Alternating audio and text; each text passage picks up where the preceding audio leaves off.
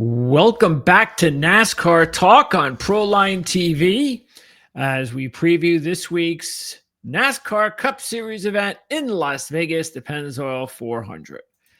That means we get to welcome in CJ Radoon from RotoWire. How's it going, CJ?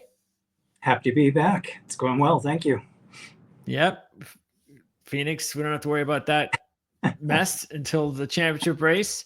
But hey, I mean, if we can get a championship race that ends the way the race did on Sunday, then I guess that'll be okay. We could. I don't think it will happen that way, but especially if all three of those drivers are championship drivers, that would be a lot of fun. Yeah, don't count on it. No. There are only a couple of races this year that NASCAR is looking at bringing that option tire again, which created some of that really close racing and good racing throughout the day. And one of them is not going to be the finale, the championship race. So you can rest assured that when we get back to Phoenix later this year, it'll be more of the processional type of thing we've come to expect. Look, I don't know. Maybe I'm just not getting it, even though I completely understand that there are a lot of fans that, especially, Phoenix, boring track.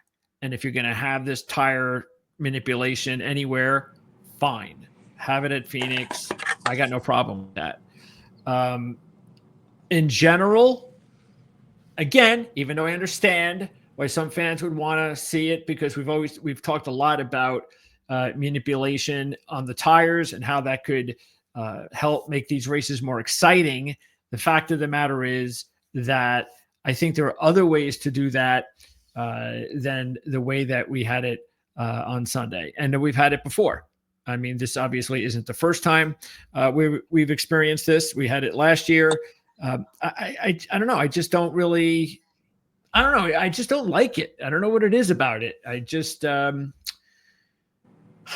maybe I need to see it happen the way that they feel it could make it work best, and maybe that was it.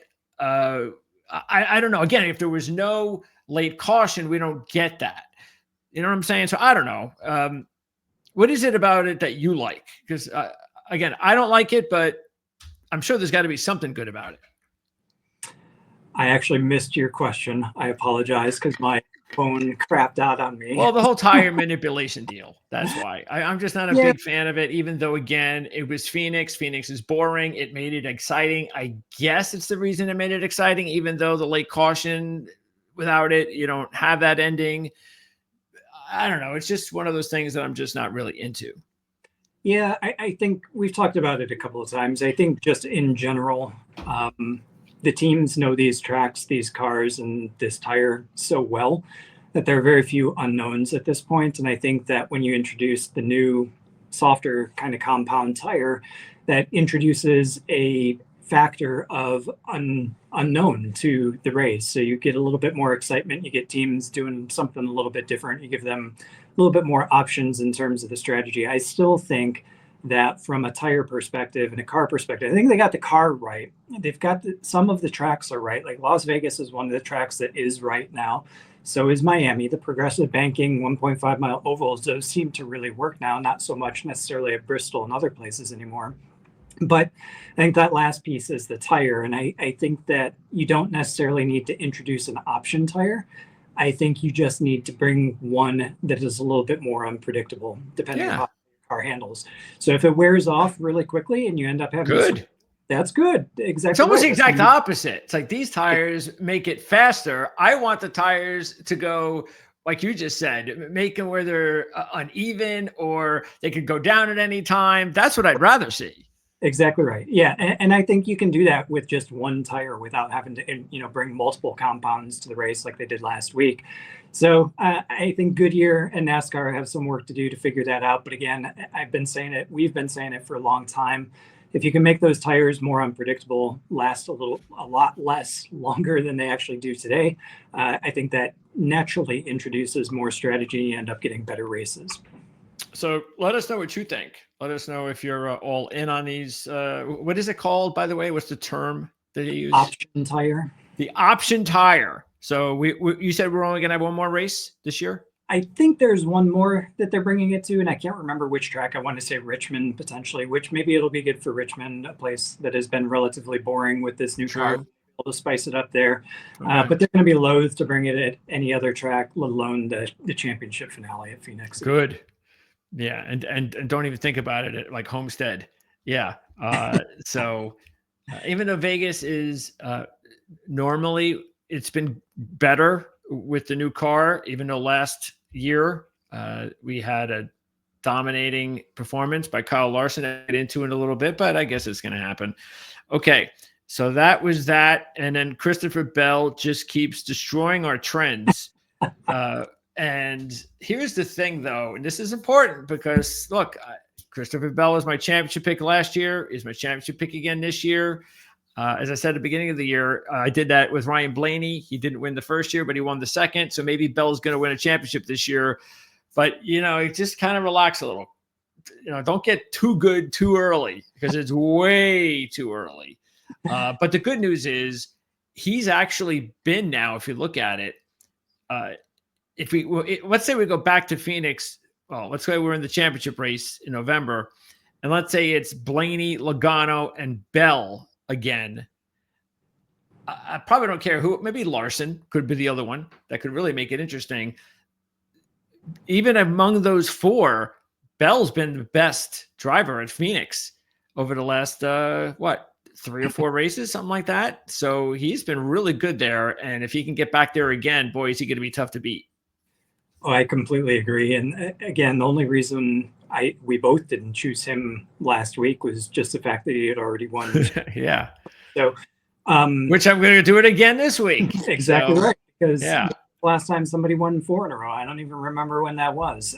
But it's been, we went all last season without having a driver win back-to-back races. You got to go back to 2023 for the last time that happened.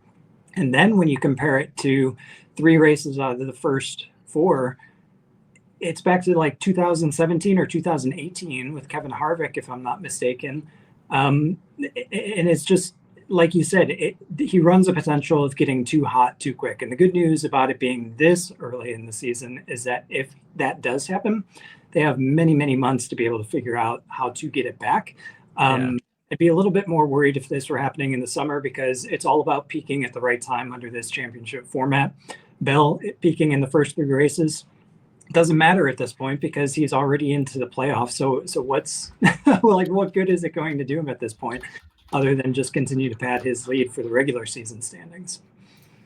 All right. So again, we're going to wait and see if Christopher Bell can make it 4 straight. The last driver to win 4 straight races in the Cup Series was, guess. I will go with Denny Hamlin. No. I'll give you the year. Okay. 2007. Is it Jimmy Johnson? That's what it was. There you go. Jimmy Johnson, during his championship 2007 season, won 4 consecutive races. So once again, though, let us know what you think about the option tire. And what do you think about Christopher Bell's championship possibilities? Because let's pop up. Let's see what his odds are. I'm sure they're pretty. What do you think they are? 3-1? Probably 3-1 at this point, yeah. Okay, let's see. And who should be the... Okay, Larson will be second. So how far should Larson be behind Chris Bell? Should he be more than a point? Or should he be... do you think they're going to put him like even or something? Oh, he won't be even. He'll be more than a point, but I bet you it's 1.5 points. All right, so 3-1 and then plus 450 for Larson. Yeah. All right, let's see what they look like here. And the reveal is, right about 3-1.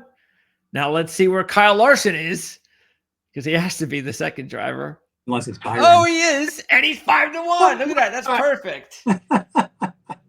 1.5. Well, 1 in 70. 1.7. So there you go. Who's third? Byron. Yes, Byron should be third. There you go. 6-1. We're on a roll. Who's next?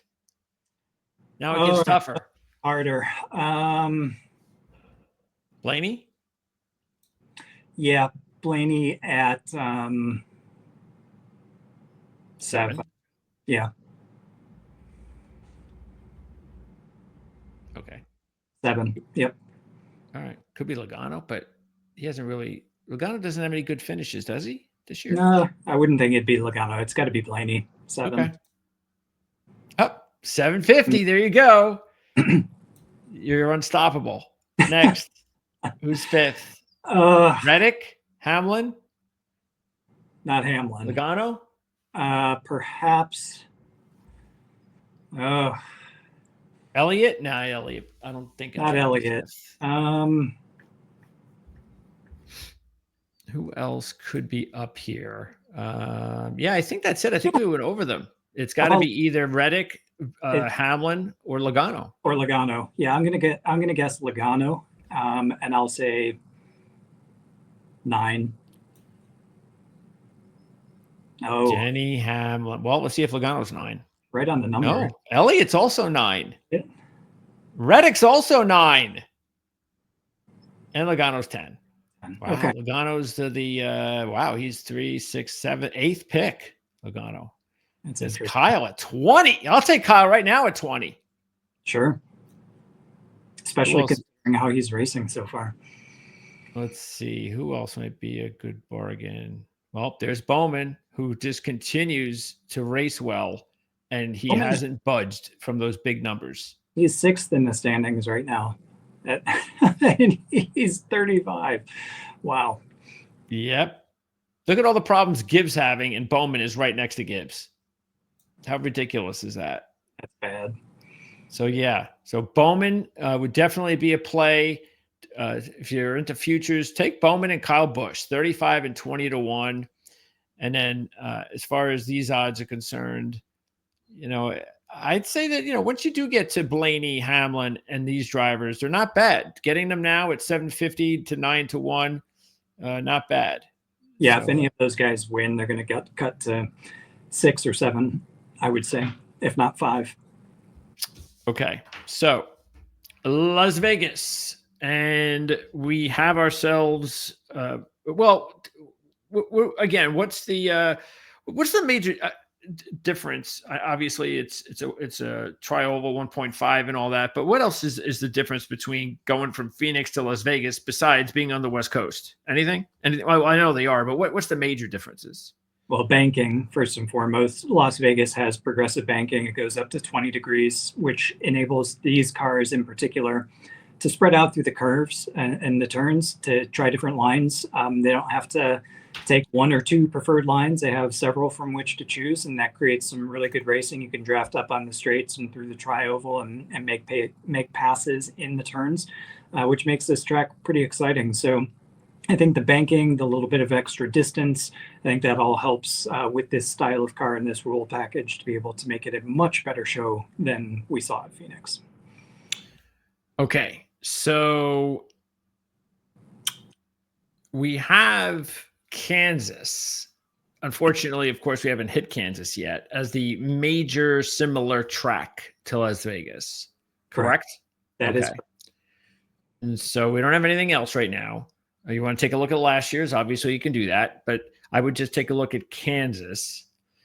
And, even though Larson dominated the race, I still thought that the race last year was, believe it or not, I thought it was not bad considering Larson dominated. It just shows you how even if you dominate a track right now like Vegas, the way that the car is set up, you could still get a really good race. So we're going to get into that just a second. Before we do, let's take a look at the key trends from Las Vegas. They've been doing this for 34 now, 34, I guess 17 plus years. There have been 9 of the last 10 winners have started inside the top 10 or in the top 10. 15 of 16 have started in the top 7 rows.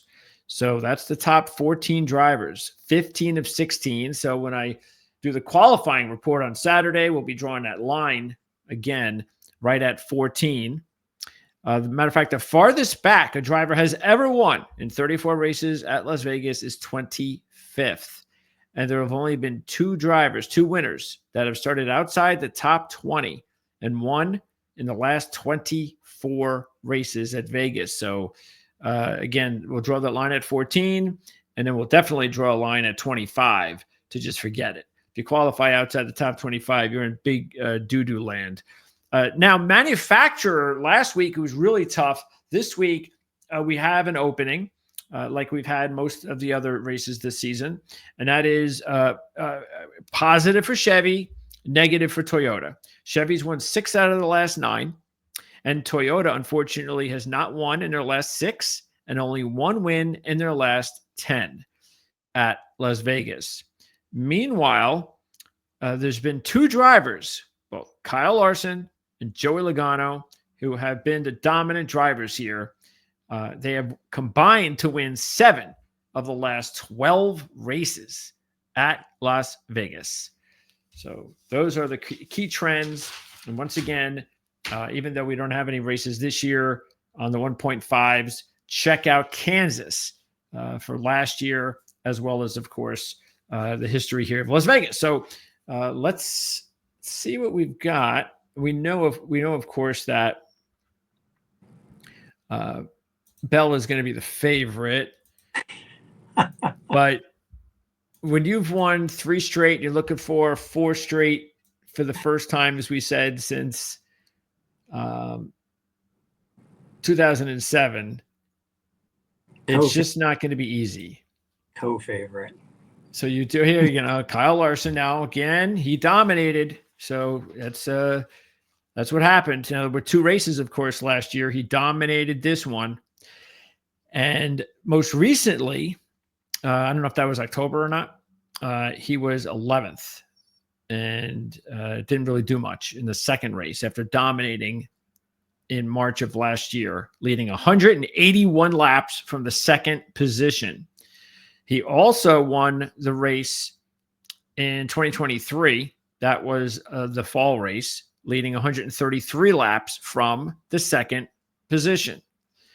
And finished second also last in 2023, leading 63 laps. Larson, as a matter of fact, has 7 top 12s in his last 8 appearances with 5 top 5s, 2 runner-ups, and 3 wins.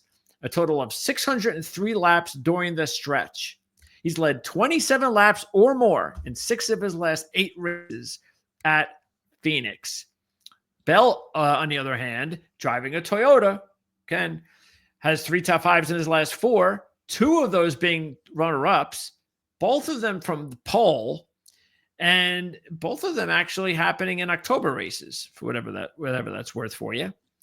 And I do bring that up also, and we do, of course, from time to time, because one of our viewers last week commented, Donald Veal, before the race, to stay away from Fords.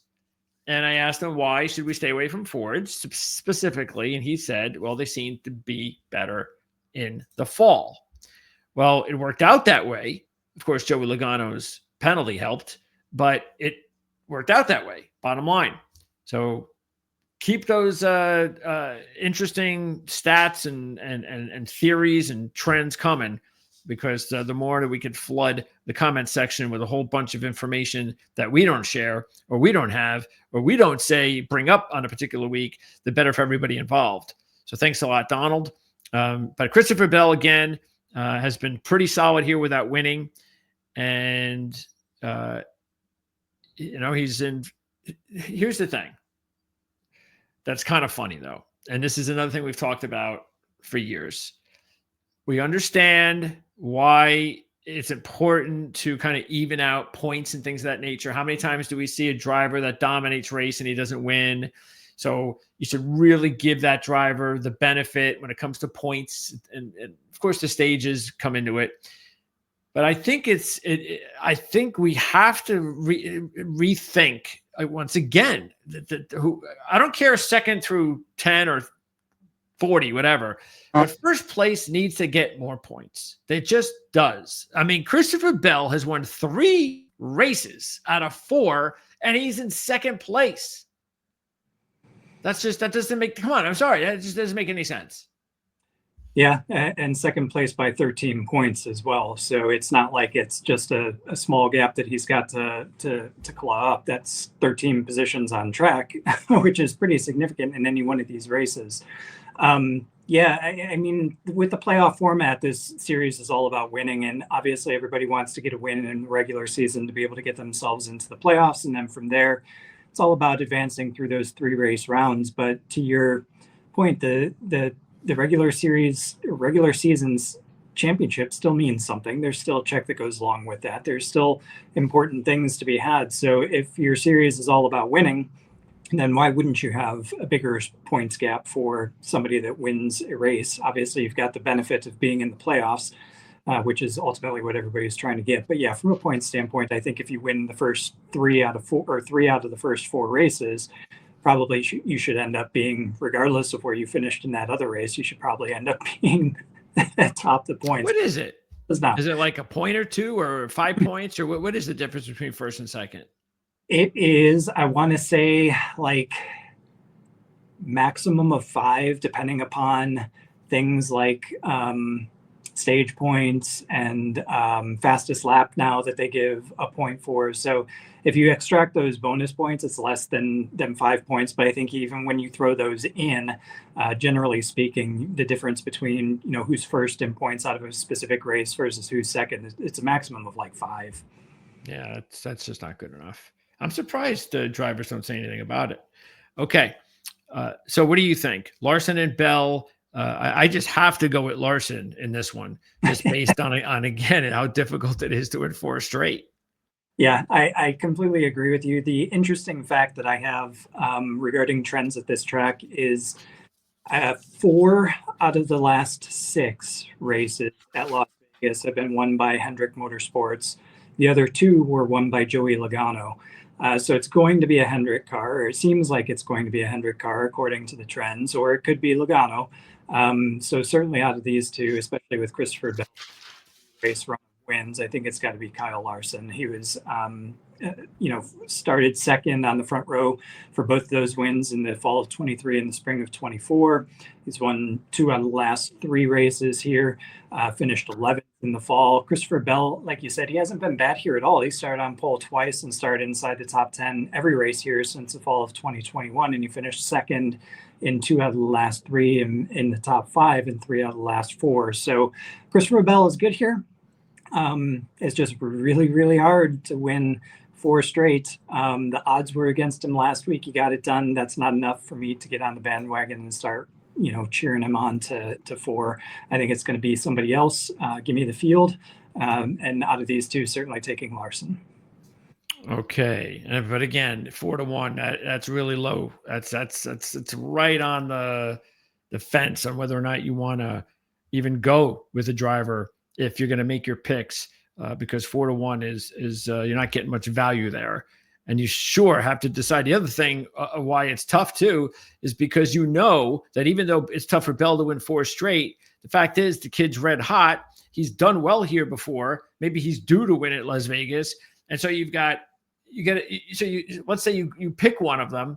Well, you have to invest a lot of money to make money. And that means that there's another driver that's right there that's just as good and just as capable that can win. And then there you go. You've lost all your money. Now, of course, you could try to just go with Bell and Larson against the field. You could try that. You're not going to make a whole lot. You'd have to put up a lot of money to make money if one of them wins. But, it's just not usually the way you want to go down the road or down that road. Okay. Reddick, Byron, Hamlin are next here. And out of these 3, Hamlin would be my choice. But keeping in mind, Reddick and Hamlin are Toyotas. Reddick has just one top 5 that was a runner-up. And that was actually in this race last year. He was second, and he did a really good job, actually, making his way all the way up from 18th to 2nd. So that was good.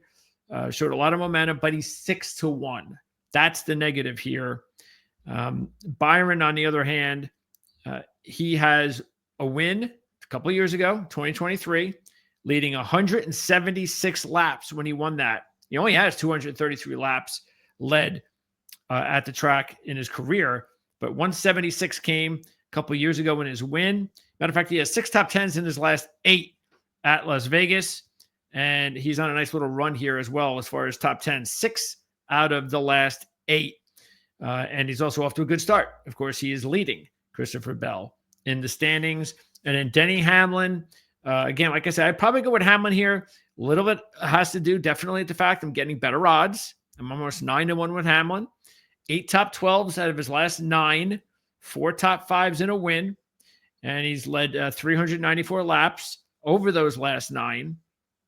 And he's led 4 or more in all of those 9 and 10 or more in 7 of the last 9. So that means he's something right without winning. And that's really why I would go with Hamlin. Definitely, again, Hamlin over Byron with the Toyotas. You're getting 2 or 3 more points. Hamlin has a much better history there than Reddick. And Byron, I have no problem if anyone wants to take Byron, especially if you'd rather take Byron over Larson since they're teammates and you're getting almost double the money. Yeah, I still think Hendrick and a Chevrolet is probably the way to go. And Byron's been racing so good to the start of the season, obviously leading the points given our conversation earlier. I like Byron. I like Hamlin because of the consistency and the consistent top 10s. And what I like most about Hamlin is the fact that he gets out there at this track and laps. That's not necessarily the same thing that can be said for Tyler Reddick. And yeah, Tyler Reddick's got that runner-up finish. He started on the front row last year in the fall, ended up crashing out. But the last 4 late races at Las Vegas, he's only led 13 laps. And the most he's ever led in one race at Las Vegas was 32. Whereas if you look at somebody like Hamlin, he's pretty much regularly leading teens or 20s in terms of laps led. However, I do think that it's just based on the way that he's been racing so far early this season, extremely consistent in the top 5 pretty much every single week, regardless of the track. And plus you've got his teammate Larson doing so well at a place like Las Vegas. I think William Byron, not Christopher Bell, William Byron would be the one that I would go with here. How crazy would that be if Byron won and then you'd have 5 races with 2 drivers winning all 5 races? Okay. And the other thing with Larson, we said it all last year, which is why we warned against taking him to win the championship, especially with his odds the way they were all last year. And we turned out to be right. And I'm saying the same thing this year until we see a change. And what we're talking about is consistency. Because once again, if you look at Larson's 4 races this year, he's either been 2 top 5s or 2 results, 20th or worse. I mean, that you don't win championships that way. You just don't. So he's got to. Why do you think that is? Why do you think he's not been so consistent? Everybody talks about Kyle Larson as the best driver, but why is he so inconsistent? It's interesting because I think that he's getting a lot of the talk because even when he doesn't finish well, he is running at the front of the field. So I think he's got consistent speed. It's just a matter of the mistakes that creep in, whether they're from the team or from him crashing. A lot of them happen to be crashes. So I don't know if he's driving above the level of the car, of its capabilities, and that puts him in situations where he's more likely to have contact, which ends up ruining his days. Oh, and he does have a lot of contact. There's no question about it. So I think it's things like that get him the notoriety and get him the top odds and put him in a position to be able to conceivably win every single week. But it's just these mistakes that he's got to get over.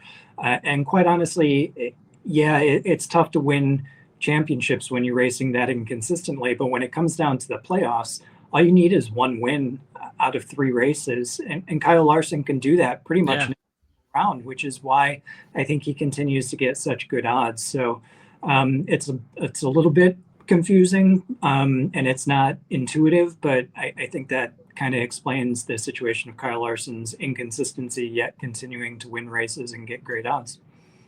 Yeah, for me, I look at it as it'll be a negative to work against him in those playoff situations because inconsistency could still mean, well, he wins 2 races in 1 playoff round and goes to the next playoff round, and he's got 20th, and 25th, and he's out. He's done.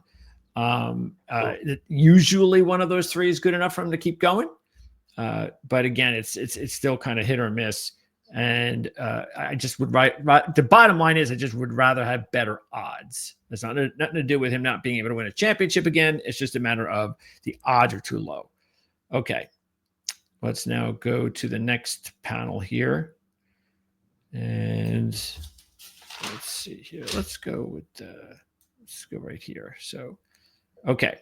So we've got Logano, Blaney, Busch, Elliott, and Chastain. And out of this group here, I would look at Chastain and Kyle first. Logano, the thing I do like about Logano is 11-1. That's what I like. I think that's because we could be talking about the fact that he has just been either win or not very good here, because he's got 4 top 5s in his last 12 races at Las Vegas, and they're all wins. So he only has 3 other top 10s during the last 12. And everything else is outside and nothing great. So it's almost like he's going to win a race, or he's just not even probably a good fantasy take. He has 8 top 5s and 544 laps in 23 career races at Las Vegas. But he only has 57 laps led in his last 9. And that includes a couple of wins. Also includes 2 poles in his last 4, but just 17 laps. So there's a lot to like, but there's also a lot to be questionable about. But unlike, say, we're talking about Larson at 4-1 and or where he is in championship futures and the inconsistency, I'm getting 11-1 here. So I'm willing to take some of the hit or miss at 11-1. So he's definitely into play too. But Kyle and Chastain are the ones that I really like because of the odds. Kyle's off to a really good start, and he has 12 career top 5s in 27 races. That is nearly 50%. Just 1 win, 2009. And last year, he actually had a good car. I don't remember what the issue was last year, but he was doing pretty well in this race last year. And then something happened. I don't recall. He actually led 18 laps. And in 2023, he does have 1 top 5. Starting positions in 2023 were solid. And even though he does have 329 career laps led in 27 races, only 75 of those have come in the last 11. But again, you're getting 16-1. You know Kyle's going to win again. When he does, those odds are going to start shooting down to 8-1, 9-1, 10-1. So I say just when it looks like there are some good things to like about Kyle Busch at a racetrack like this, I say keep going after him because he's going to win sooner or later. And Chastain, I think, is really good at 22-1 because he has 6 top 12s in his last 6 races. And that includes 4 top 5s and a runner-up. He's led 153 laps in that stretch, even though he's only led 2 in the last 4. But he was solid also in this race last year, and he's never qualified in the top 6. So another reason to believe that if he does qualify in the top 6 when we're talking on Saturday, then you should feel really good about Ross Chastain's chances. So what do you think about this group? The only 2 I did not mention were Blaney and Elliott, which if I had to pick between the 2, I'd pick Blaney over Elliott. Yeah, Elliott hasn't done much at Las Vegas throughout his career, so probably no real good reason to talk about him. In fact, he hasn't even finished top 10 at this track since 2022 in the spring race. So you can go ahead and scratch him out. Blaney would be he's consistent and consistently in the top 10 at pretty much every track. But again, I think this is going to be more of a Chevrolet type of track. Logano, like you said, too inconsistent. So I do think that the 2 people to choose from this grouping are Kyle Busch and Ross Chastain. The reason I would go with Chastain over Busch is that Chastain has a better trend at Las Vegas than Busch does. Busch has some worse finishes compared to Chastain recently. So Busch only has 1 top 5 or 1 top 10 even out of his last 4, which is the 3rd place finish in 2023. Whereas Chastain is the exact opposite. He's got 3 top 10s, 2 top 5s out of the last 4 here at Las Vegas, a worst finish of 12th in that span. Hasn't been out there leading a ton of laps. He's only led 2 laps in that time, but Again, we say when Chastain is good at a track, he is good at a track, and this is a track that he is good at. So that's coupled with the odds here, being the highest payout of all of this bunch would be why I'd go with Chastain. Okay, next group. And out of this one, we have one, in my opinion, we have one clear take, and that is our boy Bowman. For sure. Yeah, he's driving a Hendrick. He's 25-1. He was 5th in the October race from the 3rd position. He won here in 2022. He's got 3 other top 5s. Has not led a lot of laps here. Does not have like a great car here or a great, history here, but it's good enough for 25-1 for a driver that is off to another, a solid start after a solid finish last year. 3 Toyotas, 1 Ford, and then a Hendrick Chevrolet kind of in this grouping. And I think you're insane if you don't go for Bowman. He started 3rd and finished 5th in the fall race. He led 3 laps in the spring race, ended up finishing that one 18th. So I think that Bowman, plus the way that he started off this year, like I said, I think he's 6th in the standings. So he's off to a good start, and he sneaks out race wins. And this is a track where Hendrick has been very, very good. So there's no reason in my mind why Bowman wouldn't be a really good choice to take here. Definitely top among these 5. Yeah, Briscoe, if you look at him, believe it or not, he was 150-1 in this race last year. And he's changed teams, and now he's 22-1. I guess equipment and money, and experience and all that stuff, I guess it counts for something, because he does not have a good history here at all. His average finish is 22.8, even though in the Xfinity Series, he swept his final 2 races here in 2020, leading over 250 laps that year. So he's had history here at the track. He just hasn't had, I guess, the right combination. Still, I don't know. It's probably a big ask, especially when you're coming down from 150 to 22-1. So maybe see how he does in qualifying. We'll talk more about that on Saturday. Other than that, I think Gibbs, what's that? For Briscoe, it's a big ask. I mean, regardless, just look at what he's done this season. Yeah, he's in better equipment, but 4 races into the season, the only finish that you have to speak of is Daytona 500, where he finished 4th. And by the way, his team got penalized for modifying a single supplier part. And yeah, that was overturned, and he got all his points back, and they got the owner's points back and all that good kind of stuff, which is great for him. But still, I'm just not seeing it 4 races in. Daytona is kind of a crapshoot type of race. And so, I mean, you could have Corey LaJoie, who finished 4th, and we could be talking about him this week. But instead, we're talking about Chase Briscoe. So for me, I need to see it being delivered, coming from him with this new team, with Joe Gibbs Racing, and actually delivering on this equipment before I start taking him. Okay, so Ty Gibbs, I liked him last week because I know things were awful, and everybody started talking about what's going on with Gibbs. But I was willing to give him the benefit of the doubt because it wasn't a road course and it wasn't a super speedway. And he did really well there last year at Phoenix in that race. So qualifying and practice is a disaster. And you're thinking, okay, well, something's wrong here. Something's really wrong here now. But then he makes his way through the field and gets all the way, right. Was he inside the top 10 when he had that issue, I believe? I think so. Yeah. And so now what was it? Brakes? So what exactly? So are we pinning this on him? No. Is that the thing? Okay. So that was a bad luck situation, meaning it was a good sign that he did what he did, nothing to blame. And then now I could even look at him maybe this week as a potential long shot, considering he was 5th in this race last year. He was 5th in this race last year. He led 23 laps in the fall race.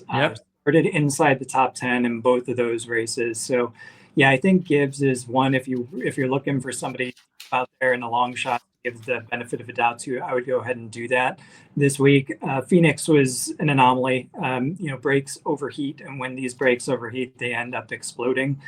So it could have been anything. It could have been, him not managing his equipment. That's one part of it. I doubt that. Could have just been the ducting for whatever reason, or any number of things could have caused that. It was a mechanical failure. Mechanical failures happen to everybody in auto racing, and I think that's what we saw out of Gibbs. But he was using strategy. He was using the option tire, and he was driving through the field, whereas other guys out there that we thought should have been moving through the field as well weren't able to. So I think that does say something for his potential. But like the conversation that we had about Larson, Gibbs just needs consistency. And I think if he can start turning in some consistent top 10s, those will turn into top 5s, which will turn into a race win here sooner rather than later, which I think we all continue to expect from him. He has an Xfinity win. He was able to win that race in 2022. So there has been some success here in the Xfinity series. Wallace hasn't shown anything. Keselowski, I don't even know what he's doing ahead of Chris Buescher, to tell you the truth, this week. And this is what I was afraid of when we talked about him in the beginning of the season. I didn't even pick him for the playoffs. And look, he could still win a race. We know he's good enough to do that. But I was just afraid of something like this. The warning signs were there last year, and I just don't know. It almost feels like he's on the verge of retiring. Yeah, I mean, it could be. Maybe his attention's getting a little bit more focused on his owner role. Definitely seeing an increased set of results from Christopher Buescher. Chris, why do I keep calling him Chris? I have the Dale Earnhardt Jr. affliction, unfortunately, that's buried in my brain now since he made such a big deal out of it. But Chris Buescher is definitely stepping up into the equipment, and he finished 11th in the fall race in 23, 10th in the fall race here last year, led 2 laps before crashing out in this race last year, started inside the top 10. So I think Chris Buescher is definitely somebody who should be placed above Brad Keselowski. But to my point about Keselowski, I wonder if he's, just settled so much focus in on the ownership role that he is kind of maybe half a foot out the door. Still competitive and still, potential to win races. I don't think it's going to be this weekend. But yeah, I'm a little bit disappointed with his start to the season, especially with how Buescher is making use of the equipment. Yeah, and Buescher's like 10th. Something like that in the standings, and Keselowski's in the 30s. I don't know. Just the odds don't make any sense, especially because Keselowski had 12 top 10s in 17 races with Penske, 8 top 5s and 3 wins. Okay. He comes out of Penske to Roush, 1 top 10 in his last 6. I mean, 18-1 last year, 35-1 this year. He actually should be like 50-1, at least. And Buescher should definitely be ahead of him. Okay. So in this group, a couple will stand out here. And actually, we could probably even talk about several of them here that are eye-popping to me. So Suarez, Chastain's teammate, you're getting 45-1. 3rd in October, led 57 laps from the 23rd position. 11th in this race, led 15 laps from the 16th position. And in 2023, both top 15s and 1 top 10. Once again, did not start well. Starting well, him and Chastain, for a change here, could do wonders for them. But he's off to such a bad start. He's had a little bad luck. Well, by the way, what was he all upset about when the female persuasion driver knocked into him? Do you remember? Do you know what he was specifically upset about? Not specifically. I mean, she drifted up the track and ended up making contact with whoever was on the outside of her, and that caused her to lose control. And Suarez basically had nowhere to go. He was up against the wall in the high line. That's exactly where her car went. So they ended up making contact. I don't know necessarily if he was griping about her inability to keep her car off of whoever was on the outside of her potentially. But I mean, she's a rookie as well. She's getting experience. Those things happen at these tracks and with these cars, and she's learning how to drive it. I mean, remember the first couple of races with this car when every single person was spinning out, even by themselves in qualifying. Imagine her coming in for the first time. I mean, she's got to go through the same learning curve. So, unless it was something different than that, that's about all I could see that would be in it. Well, you're getting 45-1, and I know, like Gibbs, things are not going Suarez's way, but it's good considering what he's done here lately. That's why taking both Suarez and Chastain is not a bad idea. Hocevar sort of is reminding me of McDowell from last year, and we even saw it a little bit of Hocevar last year as well. Good qualifying, but that's about it so far. And the odds get cut in half because of that. So what I would recommend is if you believe he's going to win one of these races, then take him now. Take him before qualifying because he seems to do really well in that part of the week. And that, like I said, just rids you of all of those potential odds.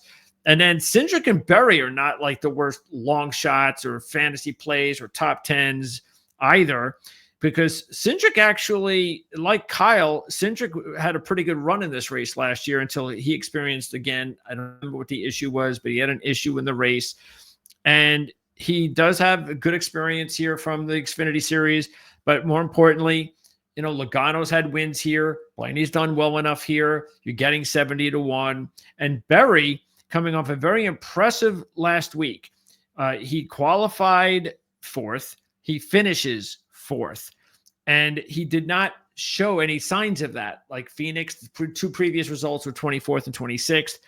And so I say that because in the three races here, he's never finished better than 20th. He's averaged 24.3 in 3 career cup races.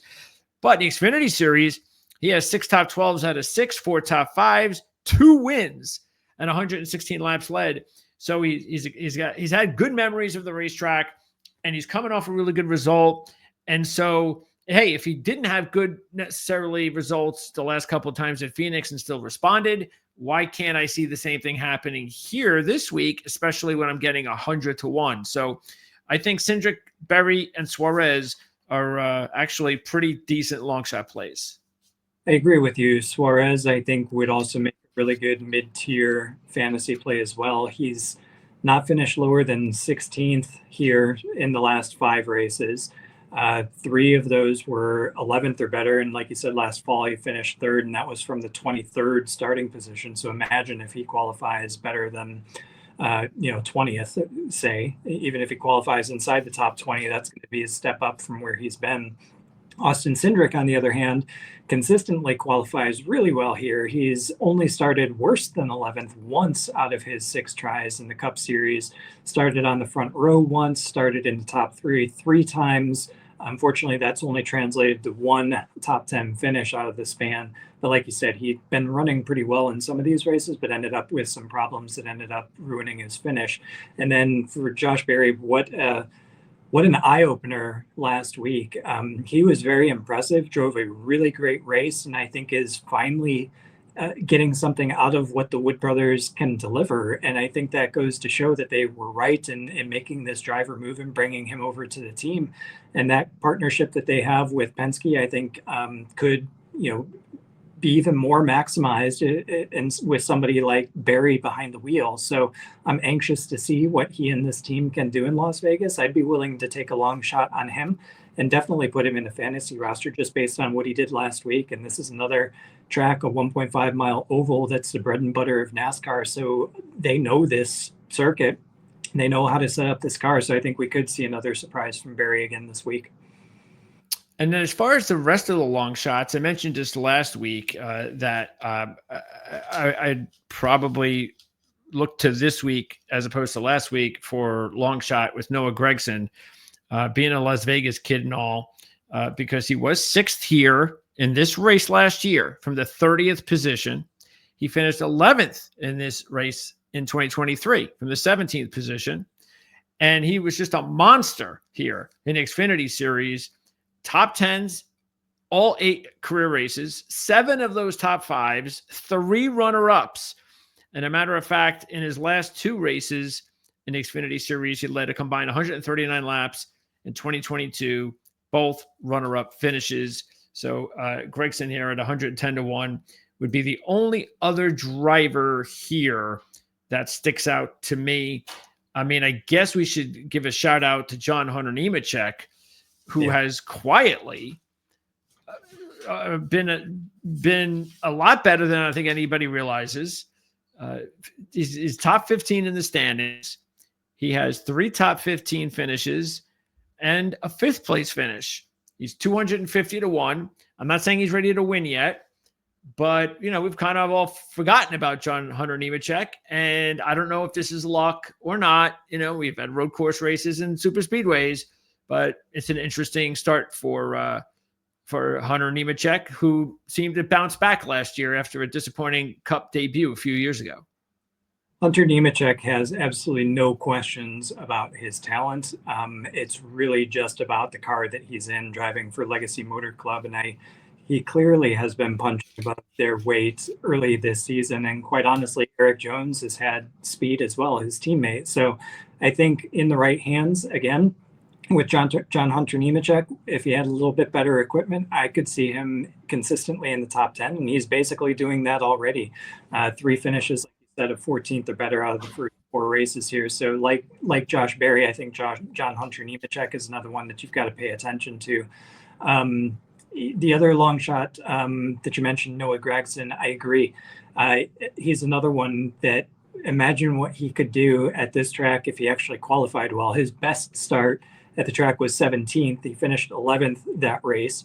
He started another race, this race last year, 30th, yet finished 6th. Just qualify better, please, Noah. And if he gets to the finish, I think he's going to be in the top 15, top 10. So I think Gregson and John Hunter Nemechek are both good plays this week. All righty. So let's go to picks. And let's start. I think you go first. Yep, I think I'm first. Odd races. This is 5. So I will go with William Byron as my top choice. All right, Byron there at 7 to 1. Yeah, I'm not gonna go with those 4 to 1 shots. First of all, they're a little bit too low. Second of all, I guess anybody can do that. So we'll try to be a little bit different here. Once again, I think we both favor Larson over Bell for the reasons we said before, but that's about it. Not by much. Okay, I'm gonna go ahead and take Kyle as my top pick. I think it's time for Kyle to win again. I think that's a good one. So what do you? There's a lot of options this week, by the way. Yeah, who's below Elliott again? Chastain. That is who I will go with as my second choice. Okay. All right. Let's see. I guess I'll do an easy one. I'll do Bowman. Excellent selection.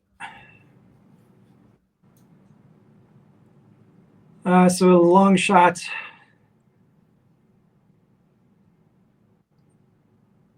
Oh, Suarez. Is that 45? You got the teammates. Sure. Good way to do it. All right. And then I have a lot to choose from here. So I you know what? I'll go to Berry. Good one. I was considering him. He would have been my other choice. All right. And another long shots out there. Again, Gibbs, Cindric, Gregson. I think take a look at those long shots as well for a variety of reasons, fantasy-wise, top 10s, top 5s, things of that nature. And there you go. So we are going to do this one more time before you take a 1-week break. And what is that? What's the schedule look like? So we've got Homestead. Oh, that's right, Homestead. You're away from Martinsville. I am away from Fort Martinsville, correct. I'll be back for Darlington, actually. And Kevin Rogers, if you have seen his videos, he puts them out every Friday, gives his analysis. They last about 10 minutes or so, give or take. Maybe 5 to 10 minutes. I forget. He also has hockey videos he puts out every Tuesday and Thursday. Those are a little bit longer. But the NASCAR videos come out every Friday. So he gives his input. He'll have like a head-to-head matchup as well as an overall top pick. I think his top pick was Logano last week. And again, Logano might have won that race if it wasn't for that silly penalty. Yep. Yeah. So Kevin will be filling in for CJ. That'll be in 2 weeks. We've got one more of these to go before his little mini vacation. And by the way, we also have F1. And the F1 Australian race preview, which we recorded last week, is already up on the channel. So you can check that out. F1 Australia kicks it all off. And by the way, anything different from what you said about the race last week? Anything changed, or you still feel, I mean, is there anything that could have changed your mind at all? And anything happening? No? No, nothing's Okay. done. So despite the fact that we recorded it last week, it is still as pertinent as ever. Okay. My perspectives and my picks have not changed. All right. Sounds good. If you want to know what they are, then take a look at the video. We'll also get CJ's fantasy coverage. You're going to have both of them this week? Or did you already give me the Australia one? I haven't published the Australia one for Formula One. That'll probably be up on Thursday, which is tomorrow. We're recording on Wednesday. And then I will have on rotowire.com as well the NASCAR Cup preview for Las Vegas, probably sometime on Friday. Sounds good. And don't forget to check out the starting lineup video, which is coming out on Saturday. We'll take a look at practice and qualifying. And it's going to be important. We just told you how many drivers, if they could just get themselves into the top 10 or the top 5 or whatever, it could be a big difference between a top 10 finish and maybe getting a victory. So look out for those upcoming videos. Friday with Kevin, Saturday with me. And we'll see you guys again next Tuesday. We're going to be on a day early next week. We're going to let CJ get off to his vacation. By the way, you're going away on vacation, right? Yeah, I am going on vacation. I leave on... Not running or anything, are you? No running this time. Okay. Flight leaves on Wednesday, which is why we're shifting to Tuesday. So thank you for being flexible so I can make it to the airport and actually have a for a change. Yeah, right. So that'll be on Tuesday. So we'll be here a day early next week for our preview of Homestead. Yeah. Thanks a lot for tuning in. Don't forget to subscribe. That helps to support the channel. Liking, sharing, all that really good stuff. And we'll see you next time.